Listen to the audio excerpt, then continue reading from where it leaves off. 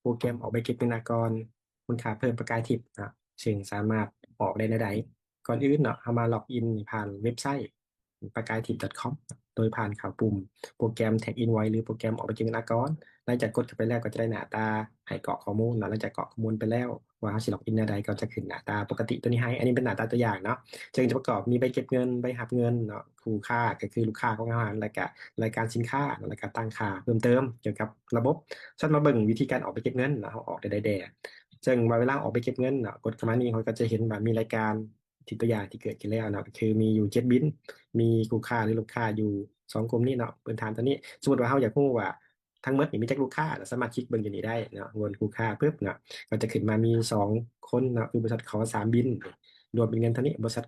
ลูกค้าตัวไปก็รวมเป็นบิลเท่านี้นี่ก็จะบอกว่ามีไพ่ข้างกับบ่ข้างเนาะต่างๆก็จะมีข้อมูลที่เพิ่มเติมหรือจากเบิ่งแต่ยอดก็สามารถเบิ่งได้เนาะเด็กว่ายังมีข้างที่บินก็จะข้อมูลก็จะเช็คข้อมูลง่ายขึ้นฉะนั้นเรามาลองเบิ่งการออกบินเหมือนเดิมก่อนอื่นมาข่าวเนาะสร้างใหม่สร้างบินหรือสร้างใบเก็บเงินใหม่ก็จะเริ่มด้วยว่าคู่ค่าถ้ามีอิงใส่บีโอได้ก็เขียนใส่เนาะถ้าบ่มีก็เป็นอ่าขีดหรืออย่างวางไปลูกค้าของเขานี่มันไพ่ส่วนลูกค้าทั่วไปเนาะ รายการนี่มันรูปแบบว่าสละโอนเงินตัวอย่างตัวนี้แล้วอะไรขายหยังขายหยังสมมติว่าขายสินค้า A แล้วก็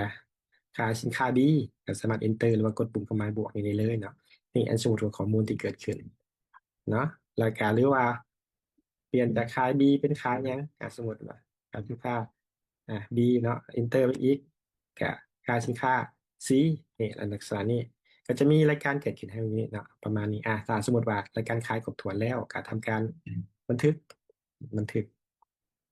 จดค่าระยางเนาะบันทึกข้อมูลก็จะแจ้งเตือนว่าบันทึกแล้วเนาะแล้วก็ส่งไปหาทางกรแล้วก็นี่เสื่อมต่อได้ถ้ายังบริเสื่อมมันก็จะขึ้นประวัติเนาะหรือข้อมูลที่เกี่ยวของให้ว่ายังบริส่งเนาะเดี๋ยวถ้าอันจะขึ้นมาในซีแสดงว่ายังบริส่งเนื่องจากอันนี้เป็นทดลองเนาะอันนี้ประวัติการส่งนี่รายการประวัติการบันทึกสารโดยไพ่เนาะใบหับเงินออกหรือยัง เท่ากับสามารถปริ้นเนาะใบหักเงินนี่หรือใบเก็บเงินว่าพี่ละใบเก็บเงินนะให้ลูกค้าเนาะได้โดยการคลิกเข้าใบเก็บเงินอยู่นี่ตรงไปเขียนก็มี3 แบบให้เลือกเนาะเวลาโหลดมาก็เป็นลักษณะนี้อันนี้ก็เป็นเอกสารเนาะทางอากรนะที่ถูกต้องใบก็เป็นใบกำกับเนาะหรือใบเก็บเงินที่ถือกันตามระเบียบการหรือวิธีสังเกตก็คืออย่างมีโลโก้เนาะแล้วก็มีเลขที่บริญญาตถ้าว่าเขาขึ้นทะเบียนแล้วเราจะขึ้นเลขที่นะเขาต้องเอาเลขที่นี้มาใส่ครบถ้วน และก็สามารถส่งและก็กดสอบในระบบได้เนาะระบบได้หลังจากสมมติว่าเขาออกไปแล้วเนาะแล้วลูกค้าเนาะตอนนี้นี่บินเลขที่นี่ได้008ปุ๊บเนาะเขาออกมาหน้าตาไปเก็บเงินคืนเนี่ยเลขที่008ก็สามารถกดค้นหาได้นะกดค้นหาอย่างนี้008หรือว่าต่างๆแล้วสมมติว่าเกิดว่าลูกค้านี่จ่ายเงินเลยจ่ายเงินเลยมาเบิ่งเนาะการติดตามว่าลูกค้าจ่ายเงินเลยนี่เขาสิออกใบหับเงินได้ใดก็สามารถสร้างใบหับเงินนี่เนาะได้เลยนะเนื่องจากตัวเลือกได้ ตอนนี้มูลค่าเป็นตัวนี้ได้เรียกสาหับเงินหับเงินนี่จากบินนี่เนาะสมมติว่าลูกค้าสำระเงินด้วยหยังเนาะก็ว่าไปมูลค่าสละเมิดการสละเมิดก็ทำการบันทึกเลยนี่ก็สามารถออกใบหักเงินในตัวเนาะให้ลูกค้าได้เลยจะมีใบหักเงิน2 แบบคือแบบ A4 กับ A5 เป็นระบบพื้นฐานให้เขาสมมติว่าออกใบหักเงินแล้วก็เส้นหักเงินนี่ข้อมูลการหักเงิน อันนี้ก็เป็นตัวอย่างเนาะการออกไปเก็บเงินแล้วก็ไปหักเงินในตัวซึ่งถ้าออกในระบบก็จะสามารถติดตามเนาะติดตามข้อมูลว่าภัยข้างจังใดจังต่างๆได้อย่างครบถ้วนเนาะครบถ้วนขึ้น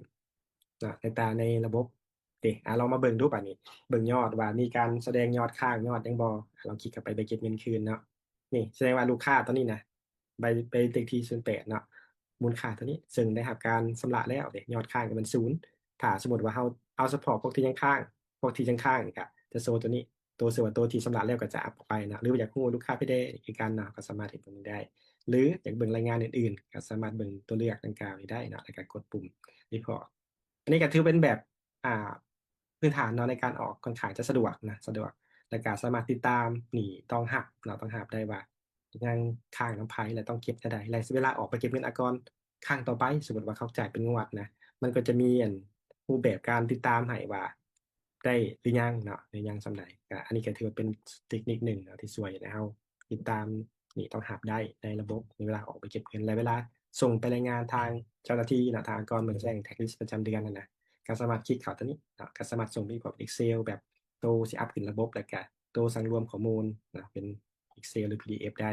และระเบื้องของใบเก็บเงินเนาะอันนี้ก็สามารถดึงออกมาเพื่อดึงไปให้ทางบัญชีติดตามบัญชีต่อเนาะหรือถามมาเบิ่งไปหับเงินไปหับเงินก็สามารถดาวน์โหลดเนาะนี่ดาวน์โหลดเป็นไฟล์สั่งรวมการหับเงินได้เพื่อส่งให้ทางบัญชีสั่งรวมขึ้นระบบก็สะดวกและง่ายขึ้นบ่ต้องมาคีย์ทีละใบนะอันนี้ก็ถือว่าเป็นเทคนิคหนึ่งถ้าว่าเราใช้ระบบของโปรแกรมออกไปที่เงินก่อนก็จะมีใบหับเงินติดในตัวระบบมาให้พร้อมเนาะเพื่อ